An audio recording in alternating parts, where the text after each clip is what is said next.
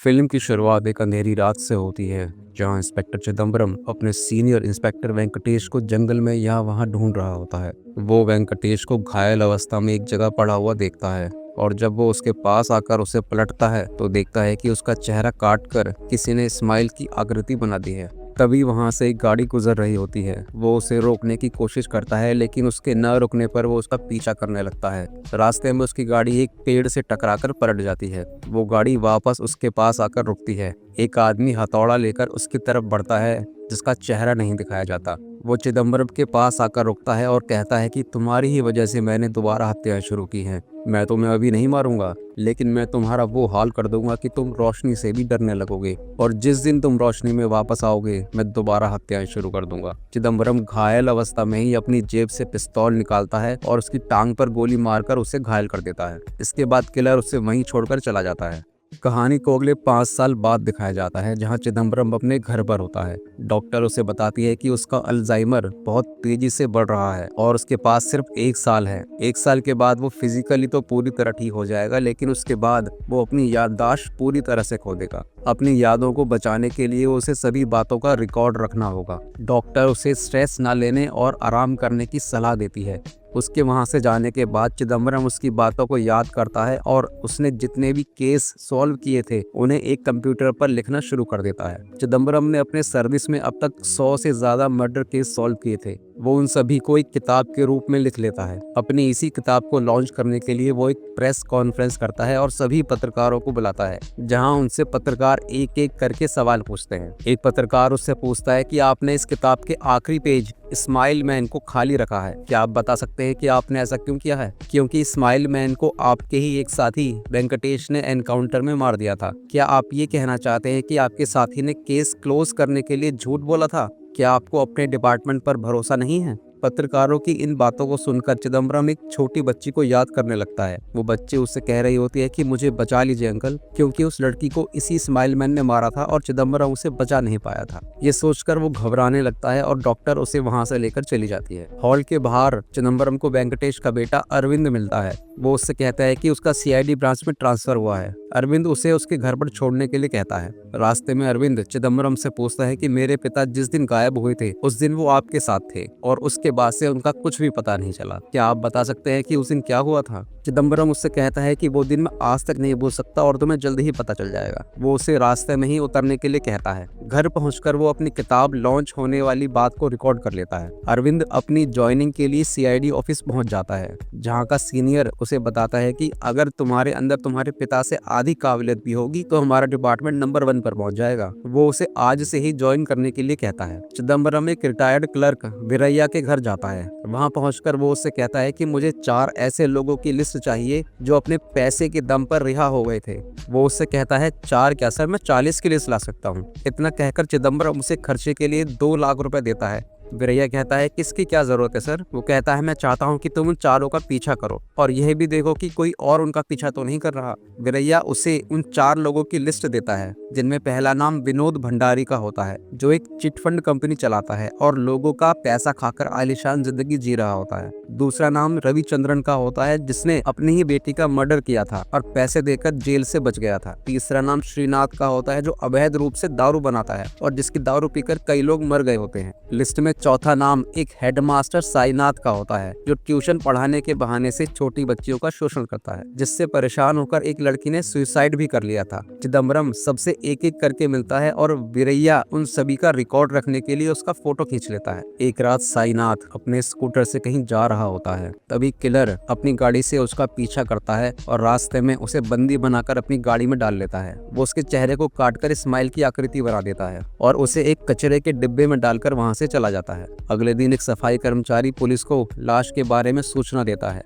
CID के senior को ये जानकारी मिलती है कि स्माइल मैन जैसे सीरियल मर्डर फिर दोबारा शुरू हो गए हैं। ये सुनकर वो चौंक जाता है। उससे फोन पर पता चलता है कि कमिश्नर ने यह केस सीआईडी को सौंपने का निर्णय लिया है। वो अरविंद को ये केस सौंप देता है और अरविंद अपने बाकी 2 साथियों के साथ क्राइम सीन पर पहुंच जाता है। अरविंद अपने साथियों से कहता है कि खून रात 10 बजे के बाद हुआ होगा, क्योंकि 10 बजे तक आसपास की दुकानें खुली होती हैं और जरूर उसे एक गाड़ी से लाया गया होगा। तो 10 बजे के बाद जितनी भी गाड़ियां यहाँ से गुजरी होंगी उन सभी को को चेक करना होगा। बॉडी से खून नहीं बहा है, इसलिए मर्डर करने के बाद और खून सूखने के बाद ही चेहरे पर स्माइल की आकृति बनाई गई होगी। चिदम्बरम को टीवी न्यूज से खून के बारे में पता चलता है। न्यूज से पता चलता है कि ये हत्या 5 साल पहले की गई स्माइल मैन सीरियल किलर जैसी लग रही है और पुलिस ने इस खून की जांच के लिए ये केस सीआईडी को सौंप दिया है। सीआईडी सीनियर अरविंद से कहता है कि ऐसा हो ही नहीं सकता कि ये केस पुराने केस से जुड़ा हुआ हो, क्योंकि उस हत्यारे को तुम्हारे ही पिता ने गोली मारी थी और ये केस उसी दिन ही क्लोज हो गया था। कीर्तना कहती है कि यह खून 5 साल पहले की गई सीरियल हत्याओं जैसा ही लग रहा है, इसलिए हमें एक एडवांटेज मिल सकता है कि हम पुराने रेफरेंस को लेकर इस केस को सॉल्व कर सकते हैं। वो सीनियर उनसे कहता है कि अगर रेफरेंस ही लेना है तो उसका रेफरेंस लो जिसने इस केस पर काम किया हो। फिर चिदम्बरम को दिखाया जाता है जो एक ऑटो में बैठकर घर जा रहा होता है। तभी उसके पास अरविंद का फोन आता है। वो उसे बताता है कि परसों जो खून हुआ था वो स्माइल मैन किलिंग से मिलता जुलता है। अगर इस केस में आप मेरी मदद करेंगे तो हम केस को जल्दी सॉल्व कर पाएंगे।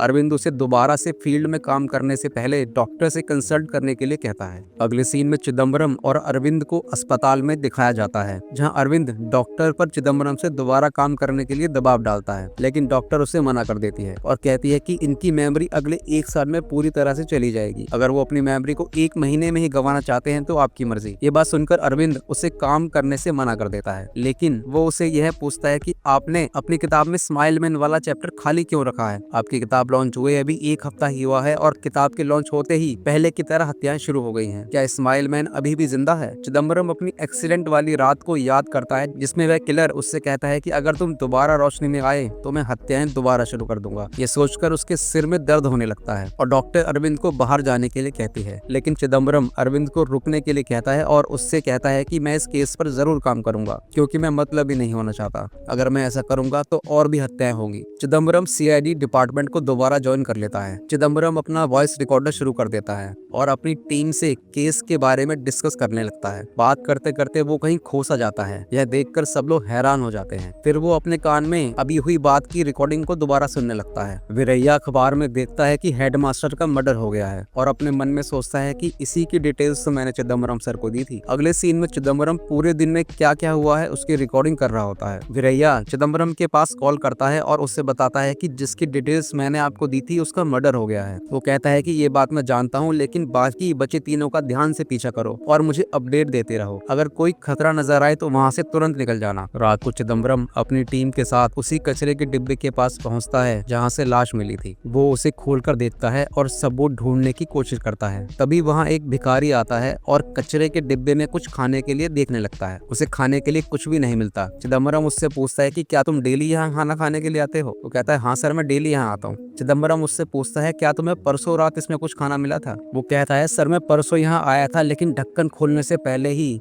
मुझे किसी देव मानुष ने खाने के लिए बिरयानी दी। चिदम्बरम कहता है क्या तुमने उसका चेहरा देखा था? कहता है सर, काफी अंधेरा था, मैं चेहरा नहीं देख पाया, लेकिन उसकी बिरयानी का स्वाद मेरी जुबान पर अभी तक चढ़ा हुआ है। इतना कहकर वो वहाँ से चला जाता है। चिदम्बरम अरविंद से कहता है कि यह वही हत्यारा है जिसने 5 साल पहले हत्याएं की थी। अरविंद कहता है लेकिन वो तो मेरे पिता के हाथों से मारा गया था। वो कहता है मुझे पक्का यकीन है यह वही हत्यारा है और तुम्हें जल्द ही पता चल जाएगा। अगली सुबह चिदम्बरम के घर वीरैया पहुंच जाता है और उसे कहता है कि जैसा आपने कहा था मैंने बाकी तीनों का पीछा करके कुछ फोटो निकाले हैं, बस यही आपको दिखाने के लिए आया था। चिदम्बरम उससे कहता है कि मैंने तो तुम्हें यहाँ आने से मना किया था, फिर तुम यहाँ क्यों आए हो? वो कहता है सर, मैंने आपको कुछ दिन पहले उन सभी के साथ देखा था, क्या आप अभी भी उनसे बात करते हो? चिदम्बरम उससे कहता है कि मैंने तुम्हें यहाँ आने से मना किया था और सारी फोटो को डिलीट कर दो और यहाँ मत आया करो। वीरैया उन पैसों के लिए धन्यवाद करता है और कहता है कि उन पैसों से मेरी पोती की पढ़ाई पूरी हो जाएगी और वहाँ से चला जाता है। चिदम्बरम कचरे में मिली लाश की पोस्टमार्टम रिपोर्ट लेने के लिए डॉक्टर के पास जाता है। डॉक्टर उससे बताता है कि किलर ने पहले गला दबाकर उसकी हत्या करी और फिर खून जमने के बाद उसका चेहरा काटकर स्माइल बनाई है। वो अपने हाथ गंदे नहीं करना चाहता था। चिदम्बरम डॉक्टर से पूछता है कि चेहरा काटने के लिए किस हथियार का इस्तेमाल किया गया था। वो कहता है जरूर चाकू का इस्तेमाल किया गया होगा,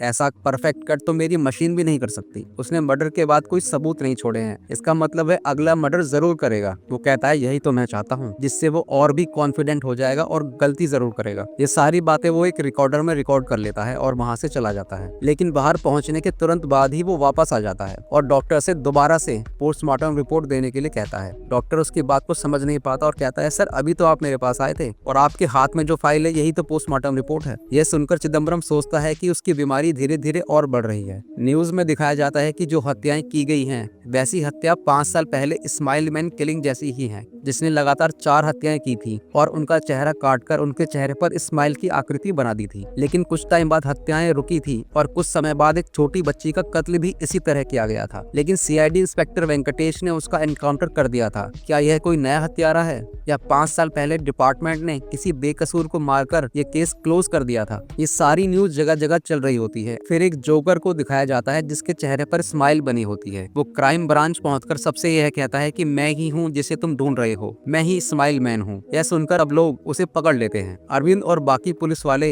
उसे एक कमरे में बिठा लेते हैं और चिदम्बरम का वेट करते हैं। जब चिदम्बरम वहाँ आता है तो उससे पूछता है कि तुम कहाँ रहते हो और क्या करते हो। वो उससे कहता है कि मैं कुन्नूर रहता हूँ और खून करता हूँ। चिदम्बरम उसके गाल पर एक जोरदार तमाचा मारता है। वो कहता है कि मैंने तुमसे कहा ना कि मैं ही स्माइल मैन हूँ, तो मुझे गिरफ्तार क्यों नहीं कर रहे हो? क्या तुम असली पुलिस नहीं हो? यहाँ पर जेल क्यों नहीं है? मैं सब जानता हूँ कि तुम मेरे फेमस होने से जलते हो। चिदम्बरम पुलिस वालों से कहता है कि इसे अंदर करके इसकी खूब पिटाई करो। तभी जोकर अपने पैर को जमीन पर पटकने लगता है। यह देखकर चिदम्बरम उस रात को याद करता है जिस रात उसने उस किलर के पैर पर गोली मारी थी। वो देखता है कि इसके पैर पर कोई भी गोली के निशान नहीं है। वो उन सबसे कहता है कि ये किलर नहीं है, इसे जाने दो। अरविंद चिदम्बरम से बोलता है कि सर आप बिना पूछताछ के सिर्फ उसे देखकर ही कैसे कह सकते हैं कि ये किलर नहीं है? अरविंद उससे कहता है कि तुमने मुझे केस सॉल्व करने के बुलाया है तो मेरी बात पर भरोसा करना पड़ेगा, और वहाँ से चला जाता है। वीरैया लिस्ट में दूसरे आदमी का पीछा कर रहा होता है। वो देखता है कि जैसे ही वो आदमी एक बार से बाहर निकला है तो एक गाड़ी ने उसका पीछा किया है और वो भी अपनी स्कूटी से उनका पीछा करने लगता है। लेकिन वो एक चौराहे पर आकर कंफ्यूज हो जाता है और उनका पीछा नहीं कर पाता और वहाँ से अपने घर की तरफ निकल जाता है। लेकिन रास्ते में वही गाड़ी उसका पीछा करने लगती है जिसमें हेडमास्टर को बांधकर रखा गया था। जब वीरैया अपने घर पहुंचता है तो बाहर से कोई दरवाजा खटखटाता है। यह देखकर वीरैया को अचंभा होता है कि इतनी रात को कौन आया है। वो आवाज लगाता है कि चिदम्बरम सर आप हैं क्या? वो बाहर खड़ा आदमी कहता है हाँ मैं ही हूँ। इस बात को पक्का करने के लिए वीरैया चिदम्बरम को कॉल करता है और उससे कहता है कि सर आप वहाँ पर हैं तो मेरे घर के बाहर कौन खड़ा है? चिदम्बरम उससे कहता है कि जब तक मैं ना आऊँ तो दरवाजा मत खोलना। वो दोनों फोन पर बातें कर ही रहे होते हैं कि इतने में पीछे का दरवाजा खुल जाता है। यह देखकर वो घबराने लगता है और धीरे धीरे दरवाजे की तरफ बढ़ता है और देखता है कि वहाँ कोई नहीं है और दरवाजा बंद कर देता है। वह अभी फोन पर ही होता है, लेकिन जैसे ही वो दरवाजा बंद करता है तो देखता है कि किलर उसके घर के अंदर आ चुका है। वीरैया उससे पूछता है कि तुम कौन हो? वो कहता है कि मैं चिदम्बरम हूँ। यह बात चिदम्बरम फोन पर सुन लेता है। चिदम्बरम तुरंत अपनी गाड़ी से उसके घर की तरफ निकल पड़ता है। रास्ते में उसे वह छोटी बच्ची याद आती है जिसने वो कह रही होती है कि चिराग अंकल आप मुझे बचा लीजिए, आप मुझे नहीं बचा पाए। यह बात सुनकर उसके सर में दर्द होने लगता है। चिदम्बरम वीरैया के घर का रास्ता भूल जाता है। उसे ढूंढता हुआ वो एक गलत घर में चला जाता है। कॉल अभी भी चल रही होती है। किलर खून करने के लिए उसकी तरफ बढ़ता है। वीरैया चिदम्बरम से कहता है कि मुझे बचा लीजिए सर। यह सुनकर चिदम्बरम परेशान हो जाता है और उसका घर ढूंढने लगता है और काफी देर ढूंढने के बाद वो उसके घर पर पहुंच जाता है। चिदम्बरम अभी भी पूरी तरह से पक्का नहीं होता कि यह वीरैया का ही घर है। इधर बाहर दरवाजे पर चिदम्बरम खटखटाता है और अंदर किलर वीरैया का चेहरा एक पिन्नी से बांध देता है। चिदम्बरम जैसे ही दरवाजा खोलकर देखता है तो स्माइल मैन सामने ही खड़ा होता है। वो चिदम्बरम से पूछता है कि तुम कौन हो? वो कहता है कि मैं वीरैया को ढूंढ रहा हूँ, क्या वो यहीं रहता है? वो कहता है कि यहाँ कोई नहीं रहता। ये सुनकर चिदम्बरम वहाँ से चला जाता है। चिदम्बरम घर के बाहर खड़ा होकर परेशान होने लगता है और घर के अंदर स्माइल मैन वीरैया को मारने की तैयारी कर रहा होता है। चिदम्बरम अपनी गाड़ी में बैठकर टेप रिकॉर्डर को सुनता है जिसमें वीरैया के घर का एड्रेस होता है। यह सुनकर वो तुरंत घर के बाहर वापस जाता है और देखता है कि उसकी स्कूटी बाहर पड़ी हुई है जिसके हैंडल पर खून लगा हुआ है। वो दोबारा घर के अंदर जाता है और देखता है कि वहाँ पर कोई नहीं है। वो अरविंद को फोन कर कहता है कि शायद दूसरा मर्डर भी हो गया है और हत्यारा विक्टिम को लेकर अभी निकला है। मधुनगर के 20 किलोमीटर के रेडियस में हर गाड़ी को चेक करो और किसी भी गाड़ी को बिना चेक करे जाने मत देना। यह खबर सभी थानों में दे दी जाती है और सभी पुलिस वाले चेकिंग के लिए जगह जगह खड़े हो जाते हैं। चिदम्बरम अरविंद से कहता है कि कोई बड़ी गाड़ी होती तो पड़ोसियों को जरूर पता चलता। जरूर कोई छोटी गाड़ी होगी जैसे कोई मिनी ट्रक या मिनी वैन। फ्लाईओवर पर एक पुलिस वाला फोन पर बात कर रहा होता है। तभी वो एक ऑटो वाले को बॉडी निकालते हुए देख लेता है। इधर चिदम्बरम उसी गाड़ी को आते हुए देखता है और उधर सभी पुलिस वाले उस ऑटो ड्राइवर को पकड़ लेते हैं। इधर चिदम्बरम उस गाड़ी को रोकता है और देखता है कि उस गाड़ी में कोई भी नहीं है। वो उसे जाने के लिए कहता है। चिदम्बरम अपने वायरलेस में ऑटो ड्राइवर की बात सुन लेता है। वो कहता है, सर मैंने एक कस्टमर को ड्रॉप किया था, उसके बाद मुझे नहीं पता ये लाश कहाँ से आई। ये बात सुनकर चिदम्बरम उस गाड़ी वाले को दोबारा से रोक लेता है और जैसे ही वो उसके पास बढ़ता है वो एक स्माइली वाली बॉल फेंक कर वहाँ से भाग जाता है। अगले दिन अरविंद चिदम्बरम से कहता है, सर आप पहले वाले चिदम्बरम सर नहीं रहे, अब ये केस आपके बस का नहीं है,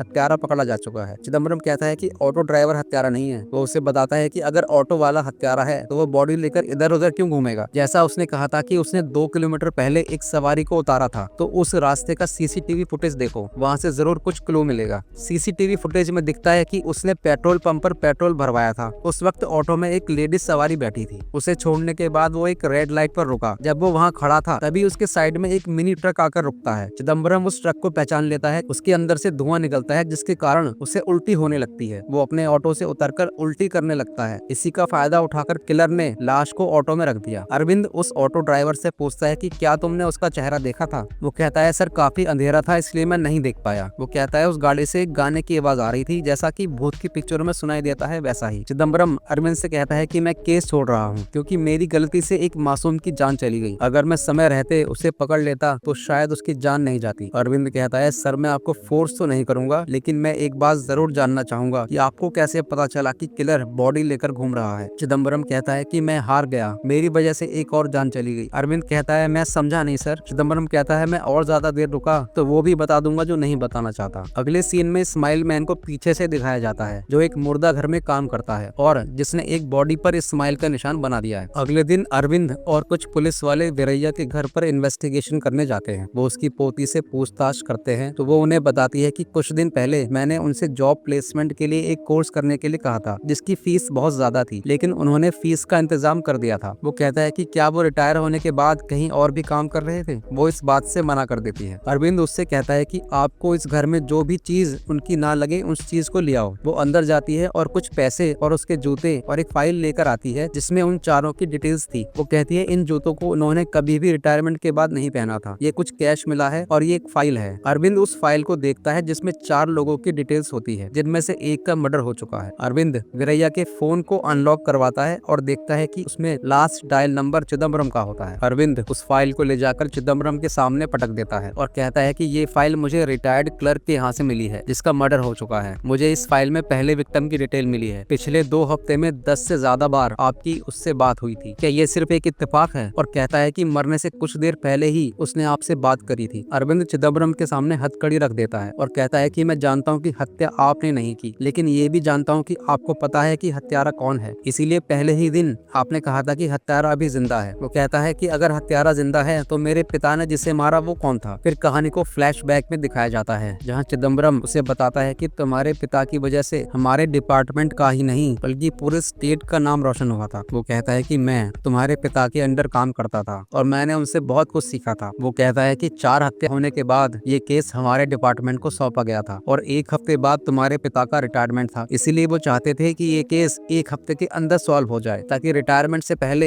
एक भी केस ऐसा ना हो जो सॉल्व ना कर पाए। डीजीपी ने ये केस तुम्हारे पिता को सौंपने के बाद ही उन्हें रिटायरमेंट लेने के लिए फोर्स किया था। वो ये बात समझ गए थे, इसीलिए वो खुद पर्सनली इस केस पर पूरी तरह से इन्वॉल्व हो गए थे। फिर 1 हफ्ते के अंदर ही लगातार 3 हत्याएं हो गई थी, जिनमें से एक हत्या उस बच्ची की थी जो मेरे दिल के बहुत करीब थी। इसके बाद मैंने वो केस छोड़ दिया। फिर एक दिन अचानक न्यूज में दिखाया गया कि तुम्हारे पिता ने उस साइको किलर को मार दिया है। केस क्लोज होने के 2 दिन बाद एक औरत मेरे घर पर आई और उसने बताया कि आपके साहब वेंकटेश एक दिन हमारे घर पर आए और मेरे पति को 15 लाख रुपए दिए और अपने ऊपर इल्जाम लेने के लिए कहा। वो कहती है कि ये 15 लाख हमें नहीं चाहिए, मुझे बस इंसाफ चाहिए। वो उन 15 लाख रुपयों को लौटा देती है। चिदम्बरम वो पैसे उसे वापस दे देता है और कहता है कि अगर यह बात बाहर आ गई तो बवाल हो जाएगा, लेकिन मुझसे जो कुछ बन पड़ेगा मैं जरूर करूंगा। उसी रात वो वेंकटेश से मिलता है और कहता है कि उस छोटी बच्ची का हत्यारा अभी भी खुला घूम रहा है, क्या आप ऐसे ही केस को क्लोज कर देंगे। वो कहता है, मेरा विश्वास करो, हम हत्यारे को मार देंगे। यह सब मैंने डीजीपी को हराने के लिए गुस्से में किया। वेंकटेश कहता है, मैंने उसके परिवार को 15 लाख रुपए दे दिए हैं और आगे भी देता रहूंगा। अगर वो जिंदा भी रहता तो इतने रुपए कभी नहीं कमा पाता। चिदम्बरम कहता है, इससे आपका कोई लेना देना नहीं है, आप उसकी जिंदगी का फैसला करने वाले कोई नहीं है। अगले दिन वेंकटेश की रिटायरमेंट पार्टी होती है। पार्टी के बीच में ही वेंकटेश को एक फोन आता है। वो फोन पर बात करने के लिए बाहर चला जाता है। ये देखकर चिदम्बरम भी उसके पीछे पीछे जाता है और कहता है कि क्या हुआ सर, आप बहुत परेशान लग रहे हैं। वो कहता है कि असली साइको किलर ने फोन किया था उसने आज रात मुझे मिलने के लिए बुलाया है। यह बात सुनकर पॉपी साथ चलने के लिए कहता है। रात को वो दोनों एक जंगल में पहुंचते हैं और इधर उधर देखने लगते हैं। तभी पीछे से वेंकटेश चिदम्बरम पर गोली चला देता है, जो उसकी बाजू पर जाकर लगती है। वेंकटेश उससे कहता है कि हमने काफी साल एक साथ काम किया है और ये बात मैं अच्छी तरह से जानता हूँ कि तुम सच सामने लाकर ही रहोगे। एक छोटी बच्ची की वजह से तुम इतना पर्सनल हो रहे हो। अपने बीवी और बच्चों के सामने मैं शर्मिंदा नहीं होना चाहता। इतने में वेंकटेश चिदम्बरम के सामने आ जाता है और जैसे ही गोली चलाने वाला होता है, चिदम्बरम उसके हाथ से पिस्तौल छीन लेता है और उसके कंधे पर गोली चला देता है, जिससे वह दूर जाकर गिरता है। जब चिदम्बरम उसके पास जाता है तो देखता है कि उसके चेहरे पर भी इस्माइल मैन ने चाकू से काटकर स्माइल बना दी है। तभी वहाँ से एक गाड़ी गुजर रही होती है। वो उसका पीछा करता है, लेकिन रास्ते में एक पेड़ गिरा होता है, जिससे टकराकर उसकी गाड़ी पलट जाती है। फिर कहानी को प्रेजेंट में दिखाया जाता है, जहाँ पर चिदम्बरम कहता है कि उसके बाद से तुम्हारे पिता की लाश कभी नहीं मिली। अरविंद कहता है कि मेरे पिता की हत्या आपने करी है, ये बात जानकर भी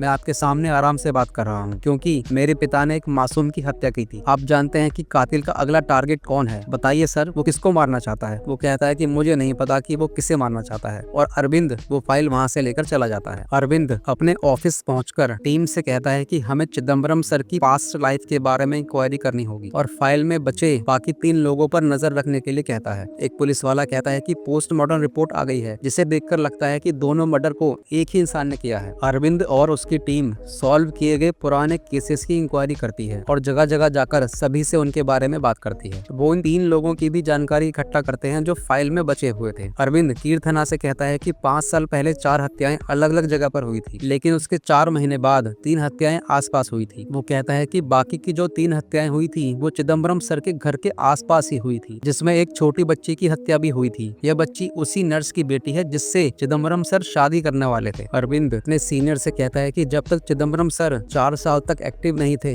तो कोई भी हत्या नहीं हुई, लेकिन उनके एक्टिव होने पर हत्याएं दोबारा शुरू हो गई। हो ना हो, लेकिन इन सबसे चिदम्बरम सर का लिंक जरूर है। उसका सीनियर कहता है कि अगर तुम्हें ऐसा लगता है तो इस केस से उसे हटा दो और उसे हाउस अरेस्ट कर लो। अगले दिन एक पुलिस वाला चिदम्बरम के घर पर पहुंचता है, जहां वो उसे बताता है कि हमें आप पर नजर रखने के लिए कहा गया है और आपको घर के बाहर जाने की इजाजत नहीं है। चिदम्बरम कीर्थना को कॉल करता है और पूछता है कि ये सब क्या चल रहा है। वो उसे बताती है कि सर आपको हाउस अरेस्ट करने के लिए बोला गया है। वो कहता है कि अगर तुम मुझे हाउस अरेस्ट कर दोगे तो तुम किलर को कभी नहीं पकड़ पाओगे। ये सब कितने दिनों तक चलेगा? वो कहता है कि मुझे हॉस्पिटल स्कैन करवाने तो जाना ही पड़ेगा। मेरे पास इतने पैसे नहीं है कि मैं सारी मशीन घर पर ला दूं। वो उसे हॉस्पिटल जाने की परमिशन दे देती है। रात को वो अपने रिकॉर्डर में आवाज रिकॉर्ड कर रहा होता है और कहता है कि अब हत्यारे तक पहुंचना नामुमकिन है। मुझे हत्यारे को बाहर निकालना होगा, उसे उसके अगले शिकार तक पहुंचाना होगा बिना उसे बताए। चिदम्बरम अस्पताल पहुंचकर वहां पर पत्रकारों को बुला लेता है और इंटरव्यू में कहता है कि 5 साल पहले की गई हत्याएं और ये हत्याएं दोनों अलग अलग कातिलों ने की हैं। उनका आपस में कोई भी संबंध नहीं है। किलर एक कॉपी कैट किलर है जो पुराने किलर की नकल कर रहा है, और वो इंटरव्यू में झूठ बोल देता है कि उसने ऑफिशियली ड्यूटी ज्वाइन कर ली है। फिर कीर्थना उसके घर पर आती है और कहती है कि सर मैंने आपको हॉस्पिटल स्कैन करवाने के लिए भेजा था, लेकिन आपने ये क्या कर दिया? वो उससे कहता है कि तुम ठीक थी, किलर का और मेरा आपस में कनेक्शन जरूर है। मैंने उससे बाहर निकालने के लिए यह सब किया है। यह हत्यारा मेरी जान पहचान वालों की हत्या करता है, इसीलिए विरैया से बोलकर मैंने 4 बलि के बकरे निकलवाए थे, जिसके बाद मैंने उनसे मुलाकात करनी शुरू की और उसके बाद ही कत्ल होने शुरू हो गए। वो कहता है कि इस बार मैंने एक ऐसे को अगला टारगेट बनाया है जिसकी हत्या नहीं होगी और किलर पकड़ा जाएगा। वो बोलती है सर किसको? वो कहता है अरविंद को। अरविंद उस हॉस्पिटल में पहुंचता है जहां पर उस छोटी बच्ची की मां काम किया करती थी और जिससे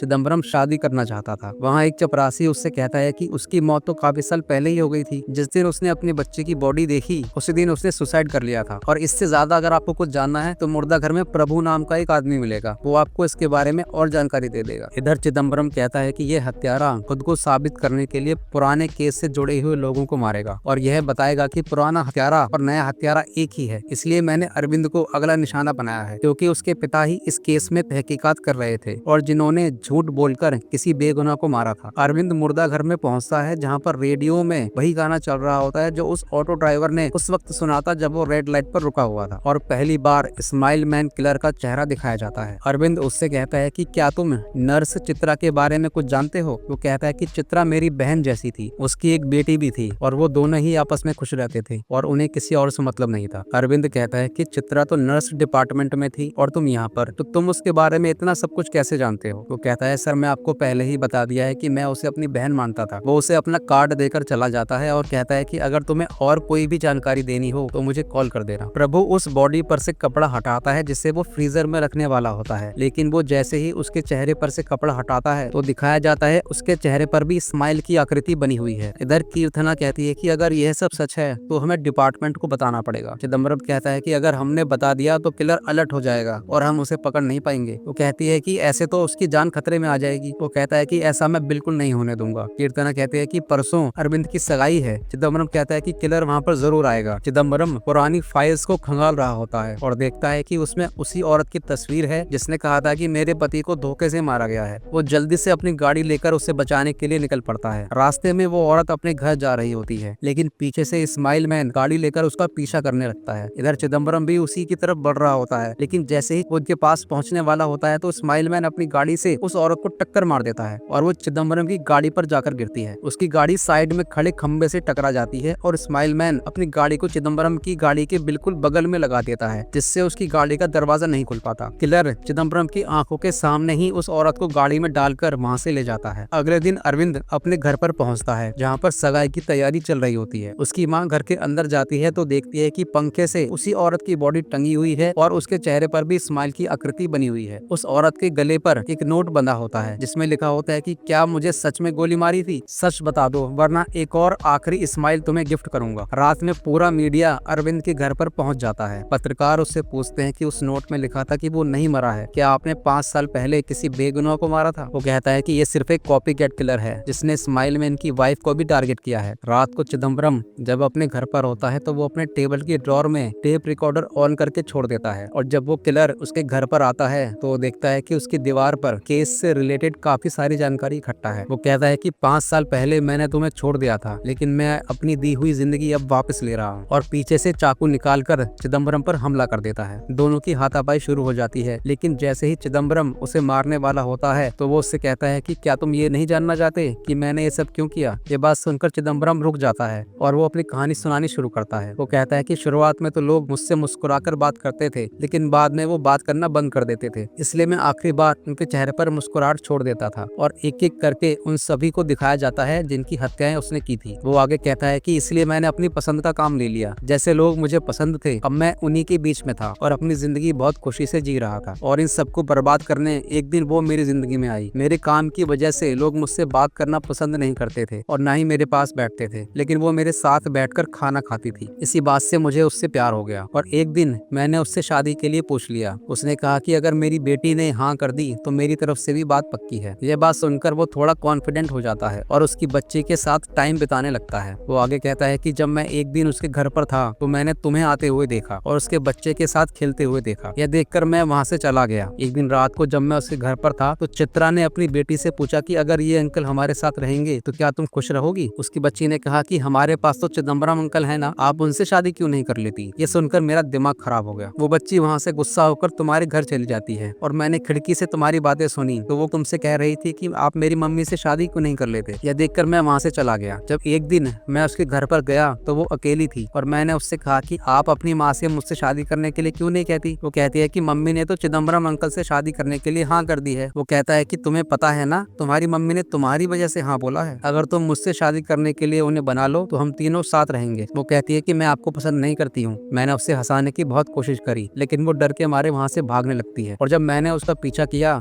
तो रास्ते में मैंने तुम्हें आते हुए देखा और उसका मुंह बंद करके मैं छुप गया। लेकिन कुछ देर बाद जब मैंने उसे देखा तो वो मर चुकी थी। यह देखकर मैं बहुत परेशान हो गया था, लेकिन साथ में मेरे मन में ये खुशी भी थी कि अब हम दोनों शादी कर पाएंगे। उसे फेंकने से पहले मैंने उसके चेहरे पर मुस्कुराहट बना दी और उसी दिन चित्रा ने कमरे में जाकर खुद को फांसी लगा ली। ये सुनकर उन दोनों में हाथापाई होने लगती है। रात में कीर्थना अरविंद के घर पर होती है और उसे चिदम्बरम की सारी प्लानिंग के बारे में बताती है कि हमें लगा कि अगली टारगेट तुम हो, इसलिए हमने उसे पकड़ने के लिए जाल बिछाया, लेकिन टारगेट तुम नहीं बल्कि चिदम्बरम सर थे। इतना कहकर वो दोनों चिदम्बरम के घर के लिए निकल जाते हैं। अरविंद और कीर्थना चिदम्बरम के घर पर पहुंच जाते हैं और देखते हैं कि जो पुलिस वाला सिक्योरिटी के लिए घर पर था वो बेहोश हो चुका है। अरविंद को आता देखकर किलर वहां से भाग जाता है। चिदम्बरम की तबीयत बिगड़ने के कारण उसे हॉस्पिटल में भर्ती कर दिया जाता है। जब उसे होश आता है तो वो अपने टेप रिकॉर्डर में उसकी सारी बातें सुनता है जो उसने किलर के आने से पहले रिकॉर्ड करी थी। रिकॉर्डर की बातों को सुनता हुआ चिदम्बरम हॉस्पिटल से बाहर निकल जाता है। वो उसकी बातों से अंदाजा लगा लेता है कि वो एक मुर्दा घर में काम करता है और वहाँ किलर के पहुंचने से पहले ही पहुंच जाता है। और जब किलर वहाँ पर आता है तो चिदम्बरम पीछे से उस पर रॉड से हमला कर देता है। दोनों के बीच फिर से एक बार लड़ाई होने लगती है। हाथापाई के बीच चिदम्बरम का रिकॉर्डर पाउडर टूट जाता है और शंभू एक चक्कू की मदद से उसे घायल कर देता है। चिदम्बरम अपनी बीमारी की वजह से अपना होश खोने लगता है, जिसका फायदा उठाकर शंभू उसे हथौड़े से बहुत मारता है। चिदम्बरम को अपनी बीमारी की वजह से सब कुछ धुंधला दिखने लगता है। वो छोटी बच्ची उसे बार बार याद आने लगती है और जैसे ही शंभू